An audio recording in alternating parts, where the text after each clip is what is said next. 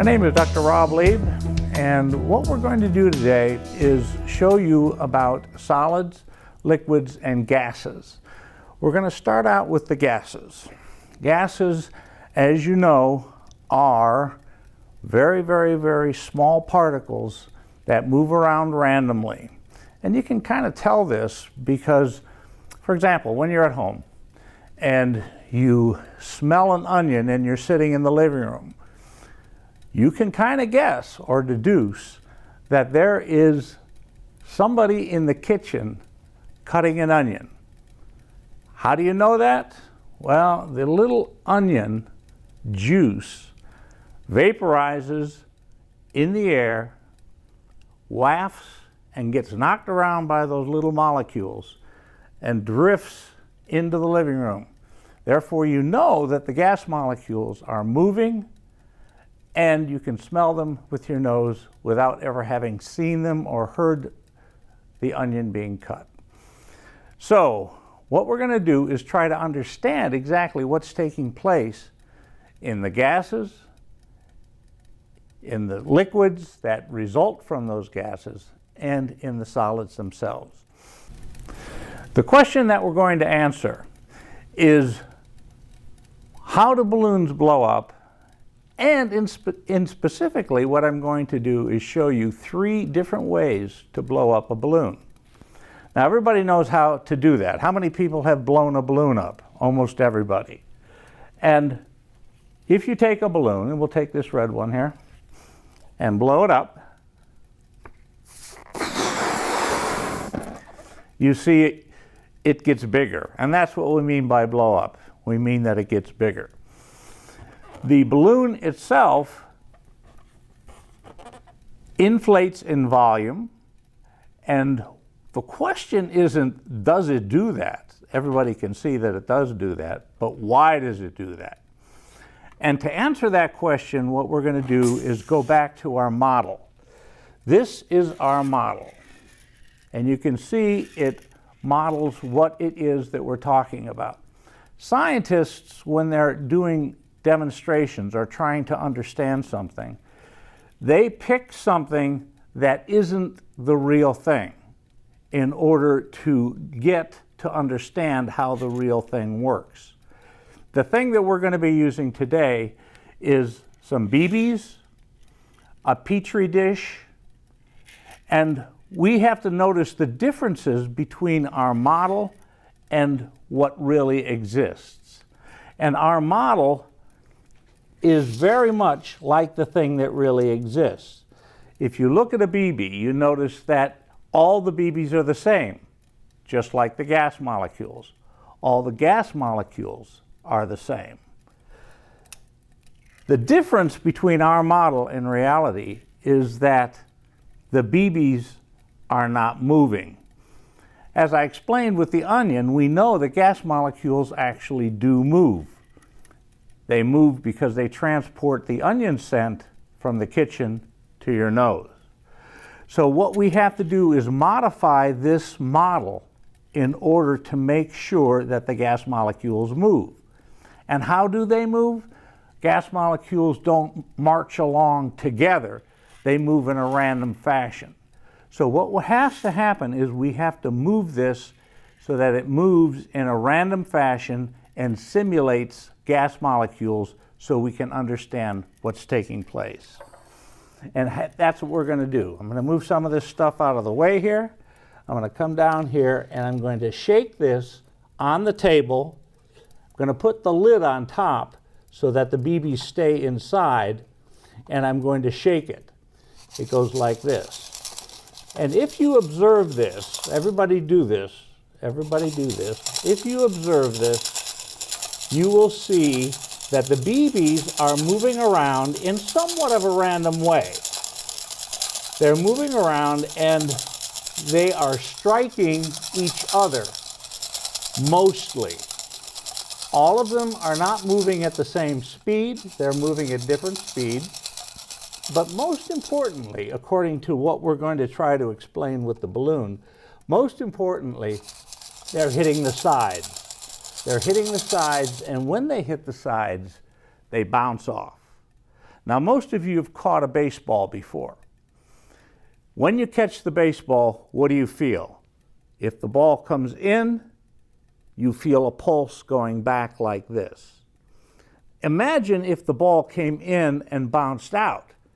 How would that pulse change? Well, the thing is, if it came in and bounced out, you would feel twice as big of a pulse. So each time a BB hits the side, it imparts a force onto the side of the Petri dish. In the same fashion that when we blow into the balloon, the air molecules inside hit the inside of the balloon, bounce off, and impart a force on the rubber. That force causes the balloon to expand. So now we know why the balloon gets bigger. When we pump more gas into the balloon by adding air, the balloon gets bigger. Why? How can we change our model to simulate that action? Well, the way that we would do that is that we could take more BBs, add them to the Petri dish, and shake it, and you would see that there would be more BBs hitting the sides of the Petri dish. Just like when you blow air into the balloon, there's more air hitting the inside. When there's more air hitting the inside, the balloon expands. It gets bigger because of the larger force. All right, now you understand not only how to blow a balloon up, which you already knew, but you understand why the balloon gets bigger. Like that. All right, now I have the second question. That's the first way to blow a balloon up. Secondly, this is the balloon I want to blow. I want to blow this balloon up. I want to make this volume bigger. How can I do that? Now, I've had lots of answers from various students, and they say, well, you can drill a hole in it and add air. You can use water. No, we're going to use this balloon, and we're going to blow this balloon up with the information that we have. We're going back to our model. How does that model tell us how to blow this balloon up? Well, when scientists have a problem like this, they look at it and they try to understand what's taking place. And if you thought about it for a little while, what you'd find out is that, is there air inside this balloon? Yes. Which way is the air inside the balloon pushing the balloon? Out. Each of the gas molecules inside, when they hit the rubber on the inside, push the balloon in the outward direction. Is that all the air that's affecting the balloon? No. Air on the outside of the balloon is pushing against the outside of the balloon. And which way is that pushing? That's pushing in. So we have two gases producing two different actions on the balloon. The air on the inside pushing out, the air on the outside pushing in. What do you think would happen if I took away the air on the outside? Okay, that's what we're going to do. This is a bell jar, and what we're going to do is use this and a vacuum pump in order to test our hypothesis. Our hypothesis is, if we take the air away from the outside, the inside air will still be pushing on the inside of the balloon, therefore it should expand because the outside air is no longer pushing in. We put the balloon inside the bell jar. We attach the hose to to the vacuum pump. And remember, the vacuum pump, all it does is take away the air through the tube by means of a motor. That air reduction takes away the molecules hitting the outside. The air inside the balloon is trapped. It can't get out. So let's try and see if our experiment works.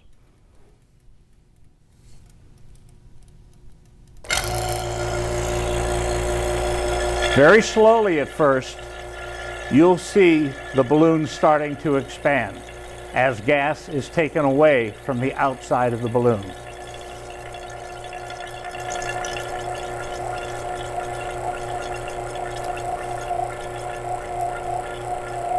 Eventually, we come to the point where the pump reaches its limit and the air leaking in around the seal on the bottom is about the same as the air being pumped out.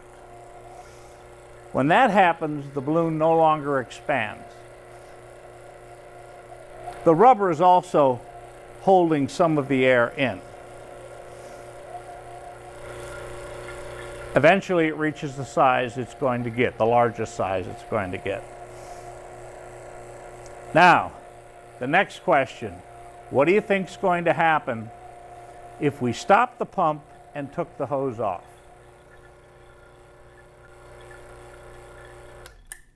Stop the pump, take the hose off, and the air rushes back in. It rushes back in. It starts to pump the air inside more and more and more until the balloon is compressed back. Now, if you take this out and feel it, you'll feel that the balloon is a little bit warm. It's a little bit warm because the air on the outside, when it came back in, actually performed work on here, and that work was converted to heat. Anytime you compress air, you get heat. This is a byproduct of the experiment that we did. It raises a new question about how do things work. They work because every time something happens, more than one thing happens. And we do the experiment one more time. You never ever do an experiment just once. You always repeat it. And just to demonstrate that, we're going to perform this experiment one more time. You see, when you do the same experiment the same way, you expect the same results.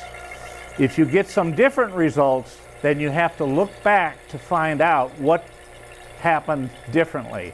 Because the great thing about science is that every time you do an experiment under the same conditions, the exact same thing happens.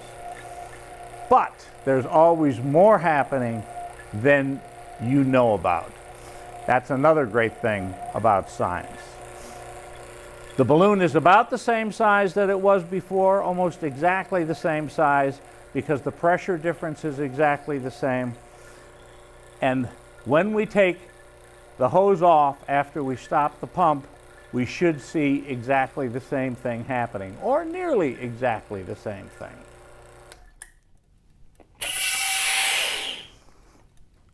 If we take the balloon out again, we notice that it's warm again. Actually, it's a little bit warmer than it was before, simply because this is the second time that it was done. The balloon blew up. Did we add any air? No, we didn't add any air like we did in the first time, but what we did do is change the pressure. So there are two things that are important: the number of gas molecules inside the balloon and the pressure difference inside the balloon, between the inside and the outside of the balloon. So pressure and number are very important quantities. Now let's look at our model again. What are the other things that can change the volume of a balloon? if you look at this, okay, we've already taken into account the number of BBs and the pressure because of the BBs hitting the side. What else could affect the volume of a balloon? Well, I'm sure that if you remember, if you took a balloon and you changed its temperature, that things might change. Imagine putting a balloon inside of an oven that's warm. What do you think is going to happen? All right, what do you do in order to represent that condition in our model? What we're talking about here is changing the temperature.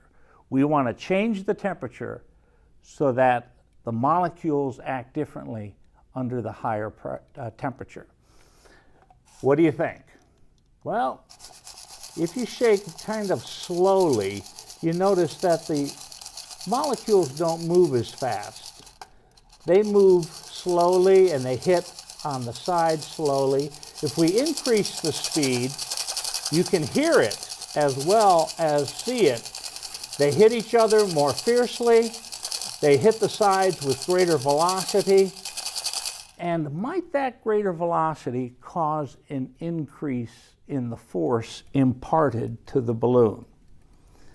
Well, before you came, what I did is I blew a balloon up and I put it into here, which has some liquid nitrogen. You can hear the balloon crackling a little bit. Let me show you liquid nitrogen, because this will lead us into our next portion about liquids. Liquid nitrogen is nitrogen from the air that is made so cold that it starts to turn into a liquid. And you can see it here.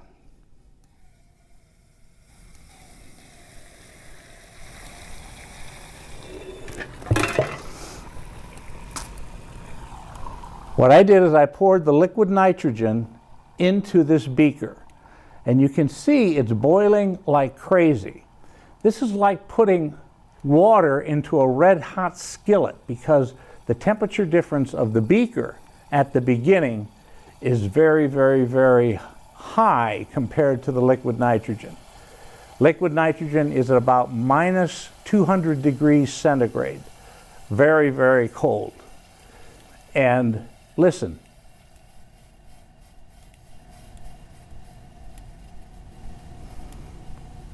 It stops boiling. Why did it stop boiling? It stopped boiling because the temperature of the bottom of the flask got to the same temperature as the liquid nitrogen. When that happens, the boiling stops. We're going to talk about boiling a little bit later, but I wanted to show you just how cold liquid nitrogen was. So what happens, do you think, when the balloon comes out of the liquid nitrogen? Let's do the experiment. Notice I put this on the warm table and it started boiling again. Here we go.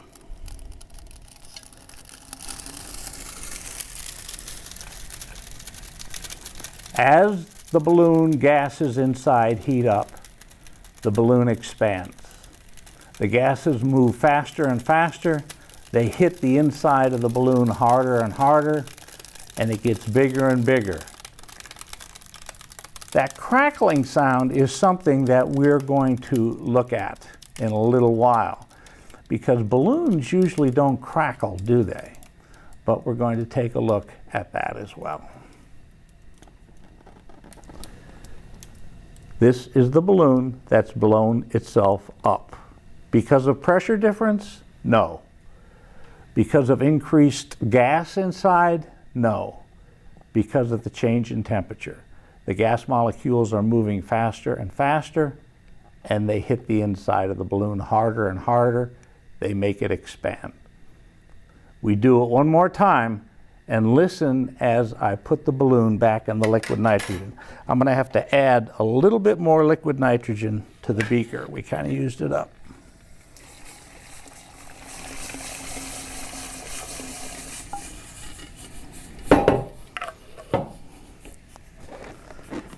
Put the balloon inside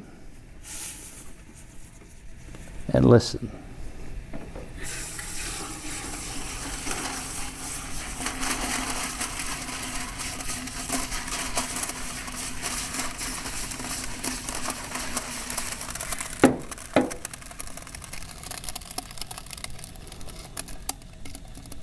That crackling is the solid balloon. Rubber is a solid, but when it gets very cold, it changes its nature. It goes from being a ductile solid into being a brittle solid.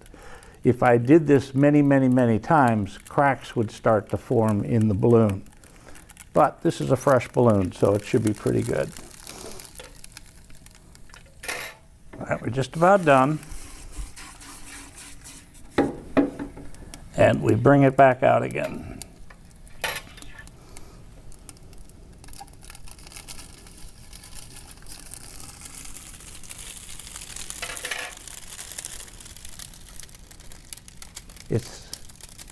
It's expanding because it's warming. It's expanding almost as it did before.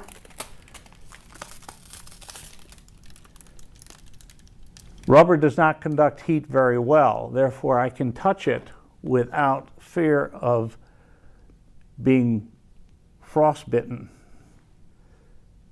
And we have our balloon back again. This is what it was like when I blew it up before it got cold. So we found the third way to blow a balloon up, by increasing the temperature. And we understand why the temperature makes it increase in volume. So we have three things that cause a volume change. It's the number of gas molecules, the pressure difference, or the pressure of the gas molecules, and the temperature. Those three things control the volume. And what scientists do is they make a law up that defines how gases act. It's called the ideal gas law, and it's the pressure times the volume equals the number of gas molecules times the absolute temperature times a constant. And that constant is the universal gas constant. Okay, now, if gases get very, very, very, very cold, we saw that they change into a liquid. And how do we simulate that with our model? We simulate it by pretending that the gas molecules begin to attract each other. And we can do that by just tipping the Petri dish up just a little bit so that they kind of pool at the bottom. Now, the gas molecules are still in motion. They're still moving. They still move over one another. But let's watch it very closely. Tip it up just a little bit and shake it back and forth like this. And what you'll see is the gas molecules do in fact move. But what you discover with this is that every once in a while, one of the BBs gets enough energy to break away from the others and flies off into the air. When that happens, that does happen because of an energetic gas molecule leaving the liquid behind. And that's what you smell when the juice from the onion, there are energetic pieces of that juice that fly off into the air, and those cause evaporation. So we've kind of understood a little bit about evaporation as well. And the question is, have you experienced this before? The answer is, I suspect that you have. When something evaporates very, very, very, very quickly, what occurs? What occurs is boiling. That's what we call boiling. And we're going to investigate boiling right now. This is a beaker that contains cool water. I wish you could feel it, but you can't. But if I can see, I can put my hand on the bottom of it. It's not hot. And inside this beaker of cool water, I have air. The air inside this is pushing down on top of the water with the same force that the balloon, the inside of the balloon, was feeling from the air inside it, pushing out. So this gas is pushing down on the liquid, and it's keeping those energetic molecules from escaping into the air. So, what do you think would happen if I took away the gas molecules on top of this liquid? Do you think those gas molecules that are moving the liquid molecules that are moving very, very quickly inside the liquid, do you think they'd be able to escape? Let's find out. What I'm going to do is make sure this is on top very, very tightly. I'm going to take our vacuum pump again. I'm going to attach the vacuum pump to the nipple on the top, and I'm going to see if we can make this water boil just by taking the air away. Now, you'll see something else when this happens. You know that fish don't breathe water. Fish breathe the air that's in the water. And when I turn the vacuum on, we're going to discover that the first thing that happens is the air comes out of the water. Air comes out of the water, and then boiling starts. It does that very, very quickly. So watch it. Here we go. Air out, now it's boiling. That water is boiling. The fast molecules are leaving. They're being sucked up into the vacuum and taken away. If I had a thermometer in here, what you would find out, since the fast molecules are leaving, that the water is actually getting colder. I'm going to turn this off, and what should happen? The boiling should stop. It stops, and if I pull this off, you'll hear it. You heard the air go back in. Now, if I reattach it and do this experiment again, you'll notice a difference. Is there any air left inside this water? The answer is no, there isn't any. If we put a fish in this water, it would drown because there would be no oxygen for it to breathe. Watch what happens when I put the vacuum pump back on. No air coming out, just boiling. How do we get air back into the water? We have to shake it up.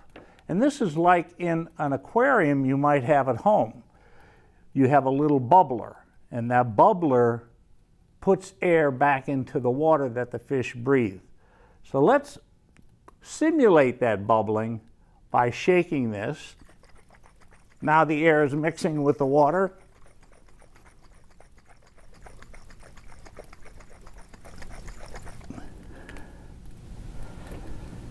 We reattach it and see if the air comes back out again when we turn the vacuum pump on. Watch it. Air, bubbling. So the air, in fact, does come back out. That's why we have bubblers in fish tanks. Keep your fish alive. So that's the liquid state. There's lots more to learn about the liquid state, but that's all we're going to talk about today.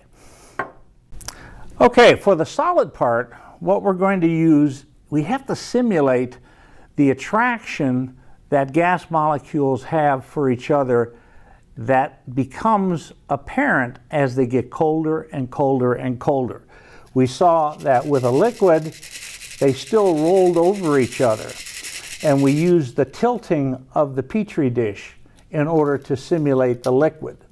For the solid, what we're going to do is use an evaporation dish. This is an evaporation dish that is in most chemistry labs. And And what we're going to do is put some BBs inside here, and well, let's examine the surface. You notice that the surface is curved here, so that gravity causes the BBs to want to go to the very bottom. And that simulates the weak attraction that atoms have toward each other, and this is going to simulate the coalescence of the gas molecules when they get locked into position. Now, all I'm going to do is shake this just a little bit. I'm going to shake it just a very tiny bit and watch what happens. When we shake it, you notice that all of the BBs try to get as close to each other as they possibly can. And the only way that they can get as close as they can and still obey all the laws of physics is if they form this structure. It's called a hexagonal close-packed structure. The hexagonal close-packed structure is designed to get the BBs as packed as closely as they can. They're attracting each other, and they want to get to the point where they are as close as possible. And that results in BBs that don't move over one another, and they can be simulated by this, which are magnetic BBs that really attract each other. And when they do, they form structures. And you've seen structures like this if you've ever gone down into caves. Caves have crystals that are six-sided, and those six sides result from packing of molecules on a very, very, very small basis that result in this. So, solids, liquids, gases. And we can demonstrate one thing more. If you have something that is solid, but it is flexible, and we heard it with the balloon, it actually turns into something that is brittle. This is a rubber hose, and it is solid, but it is flexible. It moves around. And what I'm going to do is show you how these things change, and it gives you a little bit more of an understanding of what solids are and all the different kinds that you have. I'm going to use the liquid nitrogen again. We'll take out the balloon here, put that over here, add a little bit more liquid nitrogen.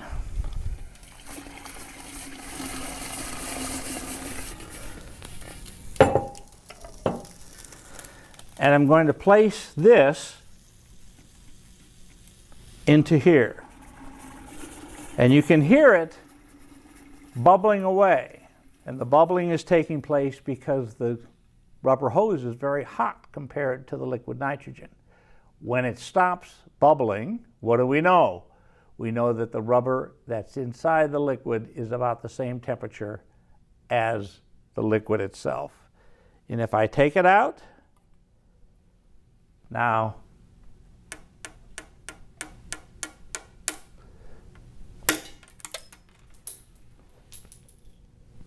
you can see that the rubber, which was so flexible before, has broken into sharp pieces. These shards are the result of a transition from a plastic to a brittle phase. So we've looked at three different things. We've looked at gases and three different ways to blow a balloon up. We've understood a little bit more about how liquids work, how they roll over one another. We've seen how solids, when they get as close as they can, form crystal structures. And so now you understand a little bit more about gases, about liquids, and about solids. Thank you from the Senior Science Society.